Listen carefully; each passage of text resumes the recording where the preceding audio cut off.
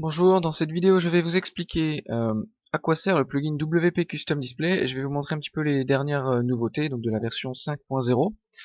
Alors la première chose c'est que ce plugin là en fait sert à appliquer des règles ou des conditions afin d'afficher quelque chose. Donc concrètement ça veut dire quoi? Ça veut dire que vous pouvez par exemple afficher des formulaires, des boutons, des éléments de contenu en fonction des actions des visiteurs, par exemple s'ils sont déjà venus sur la page ou pas, s'ils sont inscrits ou pas à votre mailing list, ce genre de choses. Voilà, vous pouvez également appliquer d'autres types de conditions, par exemple en fonction d'un cookie, en fonction d'un paramètre d'URL, etc., etc. Donc je vais vous montrer un petit peu tout ça. Alors la première grosse nouveauté de ce plugin dans la nouvelle version, c'est justement l'apparition de ce petit menu qui s'appelle Custom Display, dans lequel vous pouvez créer trois types de contenus, trois types de voilà de pages entre guillemets ou de contenus personnalisés. Alors on peut en faire bien plus hein, avec Custom Display, simplement là pour l'instant on en a mis trois.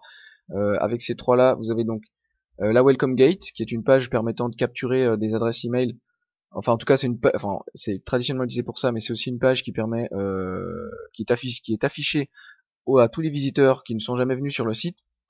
Vous pouvez avoir une page sandwich, c'est une page intermédiaire que vous insérez entre deux pages, donc ça peut être entre, si par exemple vous avez un article, vous avez un lien dans l'article, vous voulez renvoyer la personne vers une autre page, soit vers un autre article, soit vers quelque chose en dehors de votre site, et surtout si c'est en dehors de votre site, dans ce cas-là vous pouvez insérer entre les deux une page sandwich, c'est-à-dire que dans le lien vous le redirigez vers la page sandwich pour capturer son adresse email par exemple, avant qu'elle s'en aille de votre site. Et puis vous pouvez également créer ce que j'ai appelé le contenu alternatif. Le contenu alternatif en fait permet, alternatif content ici, hein, un petit défaut de traduction qui reste à corriger. Le contenu alternatif, grosso modo, ça vous permet d'afficher quelque chose lorsqu'un cookie existe et de ne pas l'afficher si le cookie n'existe pas. C'est-à-dire on base l'affichage sur l'existence ou non d'un petit cookie, d'un fichier, un petit fichier texte qu'on appelle un cookies, euh, qu'on appelle un cookie donc. Et pour ceux qui connaissent déjà le plugin, c'est l'équivalent de la condition cookie, c'est l'équivalent du if cookie pour ceux qui connaissent déjà le plugin, que vous pouvez d'ailleurs utiliser à l'intérieur de ça. Donc tous ces trois là, je montre ça dans une autre vidéo, simplement voilà pour sécher interface. Lorsque vous choisissez votre welcome get, vous avez la possibilité de choisir un des templates, on en propose trois, ou alors de choisir une page que vous avez déjà créée, qui existe déjà, par exemple si vous l'avez créée avec OptimizePress ou avec un autre plugin. Si vous sélectionnez par exemple un des trois templates, vous avez la possibilité de paramétrer différents éléments de la page, et vous avez également un aperçu en temps réel lorsque vous modifiez. Vous avez ici la possibilité de prévisualiser votre aperçu de page. Donc là évidemment c'est un petit peu moche parce que j'ai mis des couleurs un petit peu aléatoires pour l'exemple, mais voilà, vous avez la possibilité de mettre vraiment ce que vous souhaitez dans le template. Alors autre type de nouveauté, vous avez également beaucoup de fonctionnalités qui ont été rajoutées au niveau des pages, enfin au niveau du petit widget de génération de shortcode qui s'insère ici.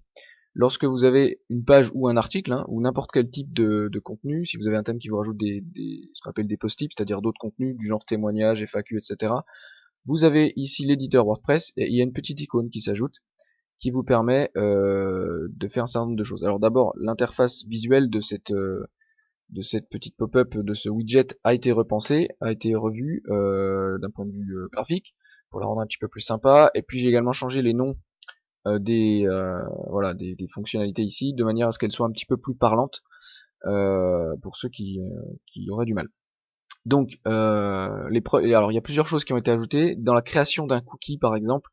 Il y a la possibilité de mémoriser l'adresse URL de la page, c'est-à-dire qu'à la place de la valeur, alors ce qu'on appelle la valeur du cookie, c'est bien sûr le contenu en fait de ce petit fichier texte. Alors il y a la possibilité de mémoriser l'URL de la page. Donc ça pareil, je vais détailler ça dans une autre vidéo.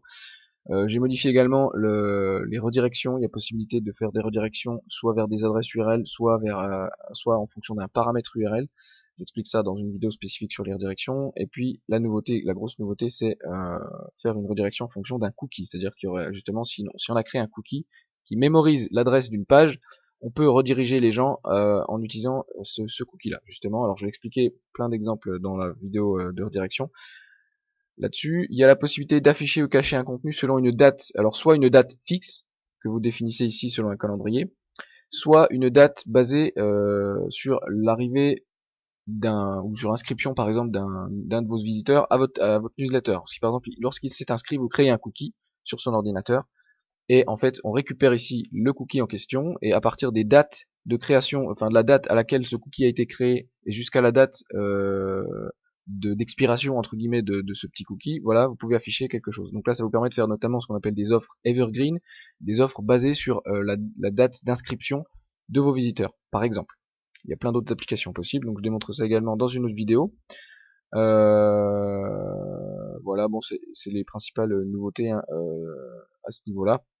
Alors j'ai rajouté également un certain nombre d'aides, d'instructions d'aide. Voilà, on a changé un petit peu les noms également de certains champs pour les rendre un petit peu plus compréhensibles.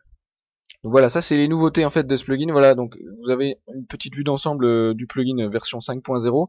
Alors avec ça, on peut faire énormément de choses. Vous pouvez vraiment automatiser votre marketing. Vous pouvez faire ce qu'on appelle du marketing comportemental, donc vraiment afficher des choses en fonction de ce qu'ont vu les visiteurs, en utilisant des cookies en fait, voilà, ou des paramètres d'URL. Et donc je vous détaille tout ça dans un certain nombre de vidéos que vous pouvez trouver soit si vous êtes sur la page d'accueil du site, ben, en dessous il y a quelques vidéos, soit sur la chaîne YouTube pour ceux qui sont sur YouTube. Voilà, je vous remercie et je vous dis à tout de suite dans d'autres vidéos.